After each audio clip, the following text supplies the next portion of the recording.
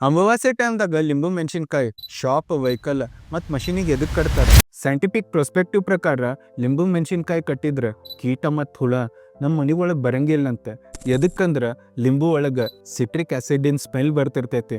ಮೆಣಸಿನ್ಕಾಯಿ ಒಳಗೆ ಕ್ಯಾಪ್ಸಿಯಮ್ ಅಂದ್ರೆ ಬರ್ನಿಂಗ್ ಸೆನ್ಸೇಷನ್ ಕೊಡೋ ಒಂದು ಸಬ್ಸ್ಟೆನ್ಸ್ ಇರ್ತೈತಂತೆ. ಅದನ್ನು ತಡ್ಕೊಳಕ್ ಶಕ್ತಿ ಕೀಟ ಮತ್ತು ಬ್ಯಾಡ್ ಮೈಕ್ರೋ ಆರ್ಗಾನಿಸಮ್ ಕಡೆ ಇರಂಗೇ ಇಲ್ಲಂತೆ. ಹಂಗೆ ನಮ್ಮ ಸನಾತನಿ ಧರ್ಮದ ಪ್ರಕಾರ ಎಲ್ಲರ ಮನೆ ಒಳಗೆ ಲಕ್ಷ್ಮಿ ಮತ್ತು ಅಲಕ್ಷ್ಮೀ ದೇವಿ ಬರ್ತಿರ್ತಾರಂತೆ.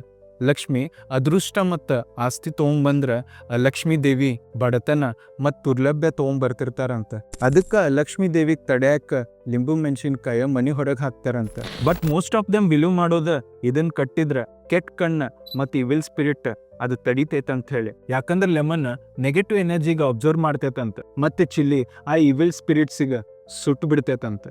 ಅಮಾವಾಸ್ಯೆ ಟೈಮ್ದಾಗ ಇವಿಲ್ ಸ್ಪಿರಿಟ್ಸ್ ಮತ್ತು ನೆಗೆಟಿವ್ ಎನರ್ಜಿ ಭಾಳ ಇರ್ತಾವ. ಅದಕ್ಕೆ ಸ್ಪೆಸಿಫಿಕ್ ಆಗಿ ಆ ದಿನ ಲಿಂಬು ಮೆಣಸಿನ್ಕಾಯಿ ಎಲ್ಲರ ಮನೆಯಾಗೂ ಕಟ್ಟುತ್ತಾರೆ. ನೀವು ಯಾವ ರೀಸನ್ಲಿಂತ್ರ ಲಿಂಬು ಮಿರ್ಚಿ ಶಾಪ್ ವೆಹಿಕಲ್ ಮತ್ತು ಮಷೀನಿಗೆ ಕಟ್ತೀರಿ ಕಾಮೆಂಟ್ ಮಾಡಿ ತಿಳಿಸಿ. ಮತ್ತು ಫಾಲೋ ಮಾಡಿರಿ ಅ ಕ್ಲಾಸಿಕ್ ವೈ.